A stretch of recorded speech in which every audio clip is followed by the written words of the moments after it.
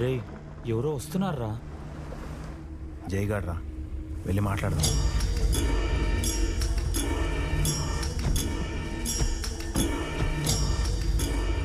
$100 crores invest చేయమని ఫోన్లు చేసి విసిగిస్తున్నారు. ఈ ఫ్యాక్టరీలోనా? ఫ్యాక్టరీకి ఏమైంది? అంతా ఓకేకా? ఇక్కడ ఫ్యాక్టరీ లేదు కదండి. ఇదేమో ఫస్ట్ యూనిట్, అది సెకండ్ యూనిట్, అదిగో పక్కన చూసావా, అదేమో అడ్మినిస్ట్రేటివ్ బ్లాక్. మీలాంటి వాళ్ళకి ఓ 1000 నుంచి 1200 మందికి టెన్షన్గా ఫస్ట్ తారీఖు జీతం పడిపోద్ది. సారీ, ఇలా అయితే మా వాడు ఇన్వెస్ట్ చేయడు. చెయ్యాలి, ఇన్వెస్ట్ చెయ్యాలి బాస్. అంటే వార్నింగ్ ఇస్తున్నారా? ఇన్వెస్ట్ చేయమంటే వార్నింగ్ అంటాడేంటి? అదే కదా. ఇక్కడ సిస్టమ్ ఇలానే ఉంటుంది. వాళ్ళు అడిగింది చేస్తేనే మీ పనులు ముందుకెళ్తాయి. అది మీ వాడికి అర్థమయ్యేటట్టు చెప్పు. చెప్తా, బాగా అర్థమయ్యేటట్టు చెప్తా.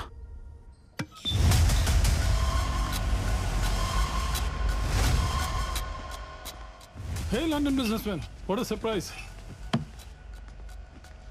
Stop putting pressure on me. What happened, Vishwanath? I have a vision. నేను ఆ విజన్తోనే ఇక్కడ ఇన్వెస్ట్మెంట్ చేయడానికి వచ్చాను. And you know that. మనందరూ విజన్ ఒకటే కదా, కలిసి డెవలప్ అవుదాం. No, not at all. ఏ నినాదం వెనక ఎవరి ప్రయోజనాలు దాగున్నాయో తెలుసుకున్నంతకాలం ప్రజలు మోసపోతూనే ఉంటారు. మీ నినాదం డబ్బులు సంపాదించడం అయితే, నా నినాదం కొన్ని వేల మంది గ్రాడ్యుయేట్స్కి ఉద్యోగ అవకాశాలు కల్పించడం. ఫిజికల్గా లేని కేవలం పేపర్ మీద మాత్రం ఉండే so called suit case company పైన 100 కోట్లు ఇన్వెస్ట్ చేయడానికి నేను సిద్ధంగా లేను. ఇంత చిన్న విషయం చెప్పడానికి ఇక్కడికి వచ్చేవా? మీకు ఇచ్చిన విషయమే కావచ్చు, కానీ నేను దీని యజ్ఞంలా ఒక విషయంతో ముందుకు తీసుకెళ్తున్నాను. And please don't interfere. అయితే నేను చెప్పేది కూడా విను. నీ యజ్ఞం సవ్యంగా సాగాలంటే మా విష్ ఫుల్ఫిల్ అవ్వాలి, లేకపోతే నీ యజ్ఞం మధ్యలోనే ఆగిపోతుంది.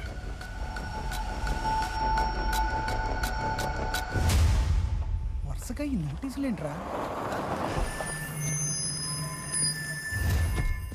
ఇది మీకు 4వ నోటీస్. వెంటనే మీ కన్స్ట్రక్షన్స్ అన్ని ఆపేయండి, లేదంటే సీజ్ చేస్తాం.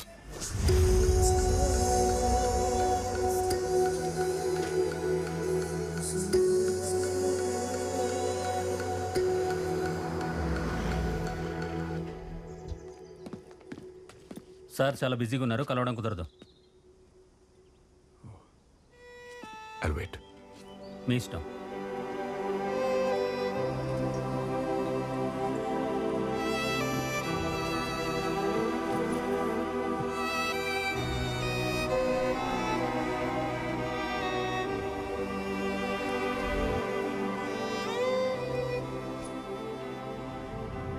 హలో సార్, పిలుస్తున్నారు.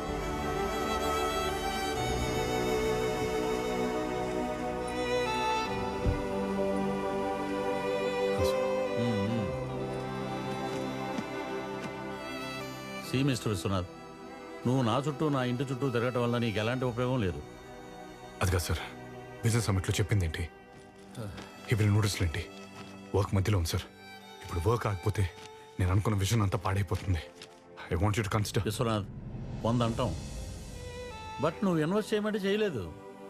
సార్ అది కాదు సార్, మీరు అనుకుంటే ఈ నోటీస్ అన్ని బ్యాక్ తీసుకోవచ్చు. వచ్చాడు సారథి, నువ్వు చెప్పిందే నేను చెప్పానయ్యా. మన చేతిలో ఏముంది చెప్పు? పెద్ద ఆయన చెప్పిందే మనం చేయాలి. గవర్నమెంట్ని ఎదిరించి వీళ్ళు ఏం చేయగలరు? ఆ కుర్రోడికి నేను చాలాసార్లు చెప్పానయ్యా, నా మాట వింటేగా. ఓకే.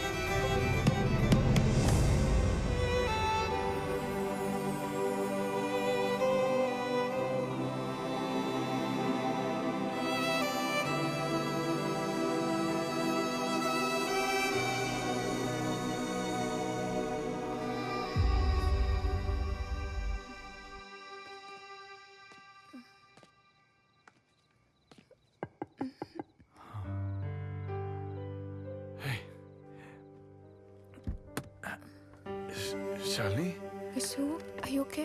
ఏదో కాల్ వస్తే వచ్చాను. నువ్వెందు లేచో? నాకు నిద్ర పట్టట్లేదు.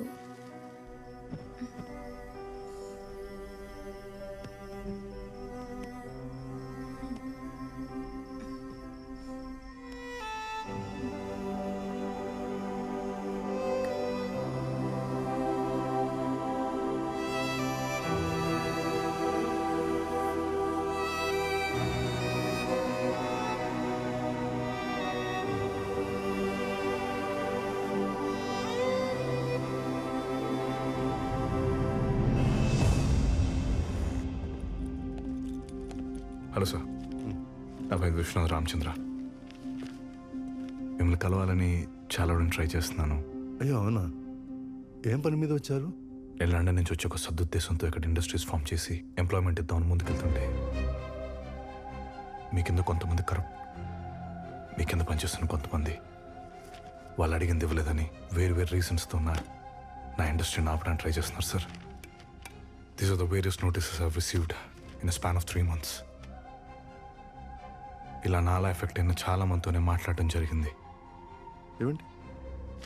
ఈ ఎంఓఎస్ అన్ని మీరు చూసి యాక్షన్ తీసుకుంటే it will be really helpful. We followed all the guidelines mentioned in the industrial policy in 1991.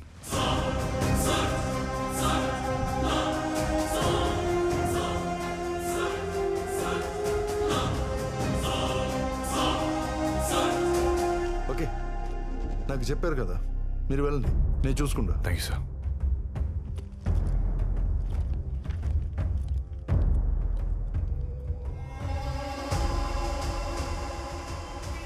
ఒక్కటిని మన ఫేక్ కంపెనీస్లో ఇన్వెస్ట్ చేయమని అడిగే ముందు వాడి లెవెల్ ఏంటో వాడి కెపాసిటీ ఏంటో తెలుసుకోవద్దా?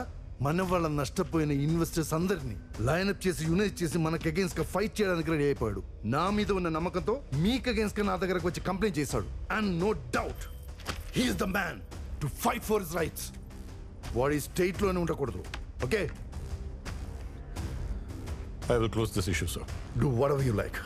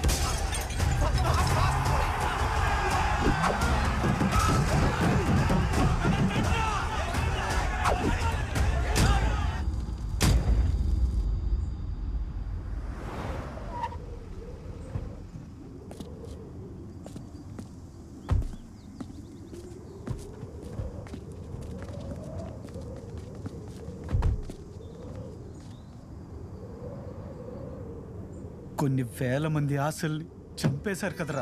మేము చెప్పాం కదా గాడ్సే, మేము అలవాటు పడిపోయామని. మా బ్రతుకులు ఇంతే. మాకేదో మంచి చేయాలని చెప్పి మధ్యలో నువ్వు ఇరుక్కున్నావురా, అదే ఇంకా బాధగా ఉంది. గాడ్సే, మా గురించి మాలాంటి వాళ్ళ గురించి నీ జీవితం ఎందుకు నాశనం చేసుకుంటావు? మా నుంచి ఒకటి నీలాగా ఎదిగాడని గర్వంగా చెప్పుకుంటావు. అది చాలరా మాకు. వెళ్ళిపో, లండన్ వెళ్ళిపో. నేను మీకోసం మాత్రమే యూకే నుంచి అన్ని మూసుకొని ఇక్కడ రాలేదురా. రీయూనియన్ తిరిగి వెళ్ళిన తర్వాత కనీసం ప్రశాంత్ కూడా నిద్ర కూడా పోలేకపోయాను. కొన్ని లక్షల మంది గ్రాడ్యుయేట్స్ ఘోషం అనిపించేది. అందుకే నాకున్న లిమిట్స్లో కొన్ని వేల మందికైనా ఉద్యోగ అవకాశాలు కల్పించాను. లండన్లో ఆపరేషన్ క్లోజ్ చేసి ఇక్కడ స్టార్ట్ చేశాను రా. కానీ ఇక్కడికి వచ్చాక అర్థమైంది, మనలాంటి ఎన్నో పెద్ద ఇండస్ట్రీస్ సంబంధించిన ఎంఓవిస్ అండ్ జియోస్ కొన్ని పిచ్చి కారణం వల్ల ప్రభుత్వ టేబుల్ మీద ఆగిపోయి ఉన్నాయని. అవి బయటకు వస్తే కొన్ని లక్షల మందికి ఉద్యోగ అవకాశాలు కల్పించవచ్చు. తెద్దాం, అన్ని బయటకు తెద్దాం. అసలు ఏంట్రా వాళ్ళ ధైర్యం? సీఎం కలిసి సీతారాం, వాళ్ళ ధైర్యమే సీఎం రా. సైకిల్ మీద నూనె డబ్బాలు కట్టుకుని ఊరు అమ్ముకునేవాడు ఇప్పుడు లక్షల కోట్లు సంపాదించాడు. ఎలా? అంటే ఇప్పుడు మనం వాళ్ళని ఏం చేయలేమా? రాజకీయ నాయకులు తలుచుకుంటే ఏం చేయగలరో చూపించారు. టెక్నాలజీ చదువుకున్న మళ్ళాంటి వాళ్ళు ఏం చేయగలరో చూపిద్దాం. పథకాల రూపంలో కేంద్రం నుంచి వచ్చిందంతా, అప్పుల రూపంలో ప్రపంచ బ్యాంక్ నుంచి తెచ్చిందంట, గ్రౌండ్ రియాలిటీలో ఖర్చు పెట్టిందంతా, సూట్ కేసు కంపెనీలు తరలించిందంట. ప్రతి లెక్క బొక్క పిన్ టు పిన్ బయట తెద్దాం పదరా.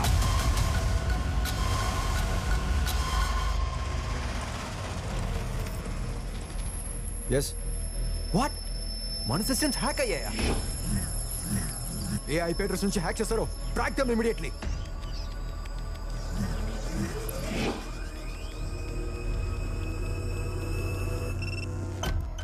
మన టోటల్ సిస్టమ్స్ హ్యాక్ అయ్యాయి సార్. డేటా మొత్తం హ్యాకర్ చేతిలో ఉంది. వాళ్ళని ట్రేస్ చేస్తున్నాం సార్. గైస్, హ్యాక్ చేసిన ఐపీ అడ్రస్ ట్రాక్ చేశారా? No sir, we are trying. Come on, track them.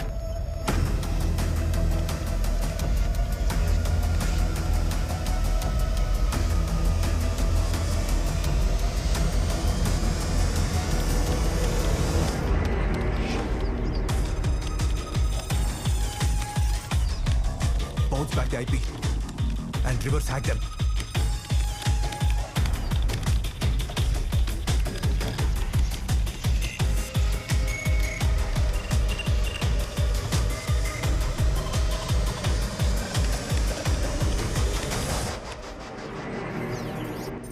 Got an information from intelligence.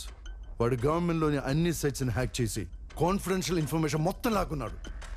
అది బయటకు వస్తే మన ప్రభుత్వం మొత్తం కూలిపోవడం ఖాయం.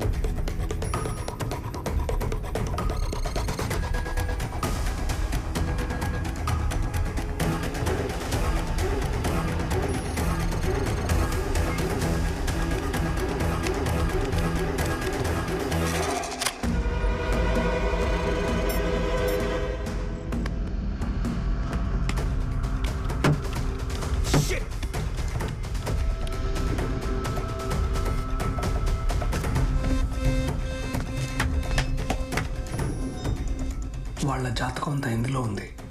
దీంతో గవర్నర్ని కలవచ్చు.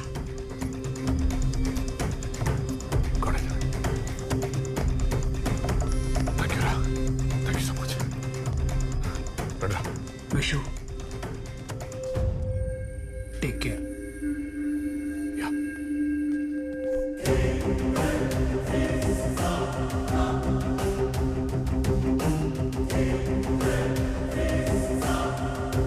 సెన్సిటివ్ డేటాతో గవర్నర్ని కలవడానికి వెళ్తున్నాం. ఏమైనా ఉపయోగం ఉంటుందా? ఎవరో ఒకరితో ధర్మాన్ని కాపాడాలి చేయడమే నేచర్ లక్షణం. ఆ ఫెయిత్ ఏమన్నా నడిపిస్తుంది. Faith faith faith faith faith.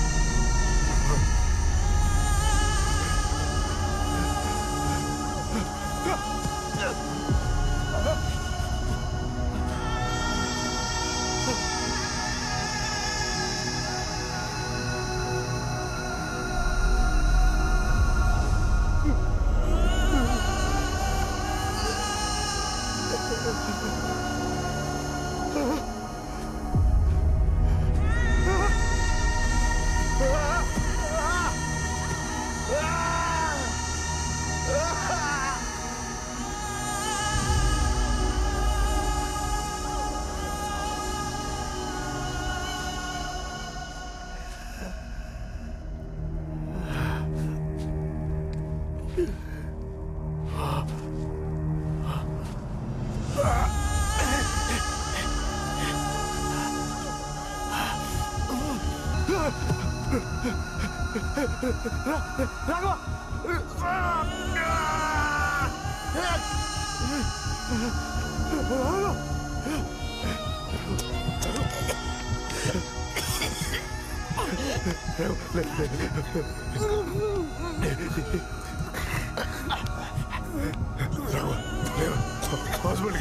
హాస్పిటల్కి వెళ్తారా రాఘవ నిన్ను చంపేస్తే రాఘవ లేరా హాస్పిటల్ తీసుకెళ్తారా నేను కార్డ్స్ పిలవడానికి మిగిలట్లేదురా నెల కాపాడుకుంటా చివరిగా ఒక్కసారి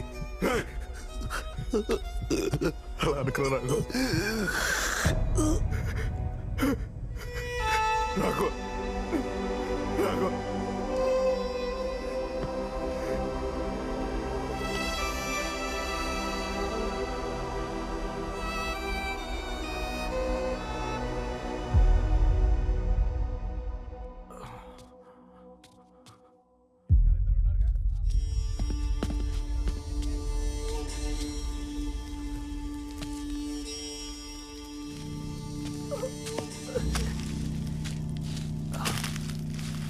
ఎలా ఉనికిపోతున్నావు చూడు.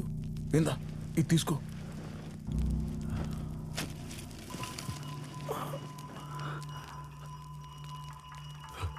పెదైనా అక్కడ పోలీసులు ఉన్నారండి. వాళ్ళ దొంగతనం చేయడానికి దొంగనాయాళ్ళ ఇంట్లో దూరారు. పోలీసులు వాళ్ళని పట్టుకోవడానికి ఇంటిని చుట్టుముట్టి తుపాకులు గురిపెట్టారు. ఆ దొంగనాయాల ఆడి నుంచి తప్పించుకోలేక ఆ ఇంటి ఇల్లాల్ని పాపం పేక్కోసి చంపేశారు. పాపం నిండు శూలాలు 9 నెలల గర్భిణి. ఆ బిడ్డ ఎంత అల్లాడిపోయి ఉంటుందో.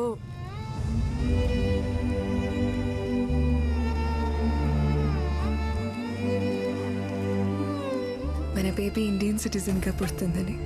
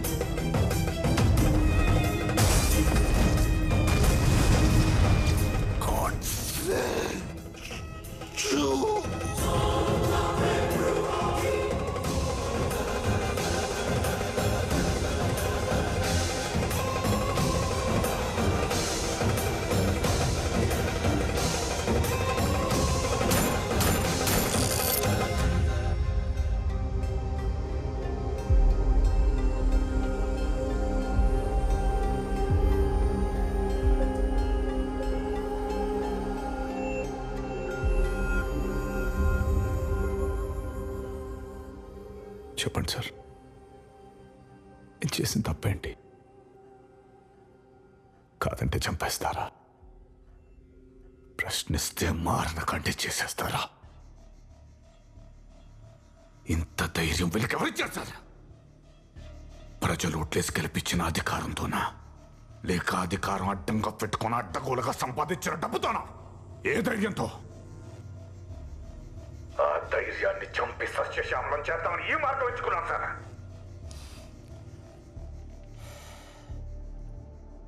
మీకు ఇలా జరగకుండా ఉండాల్సింది. దానికి చింతిస్తున్నాం. కానీ న్యాయం కోసం మీరు ఎన్నుకున్న మార్గం తప్పు.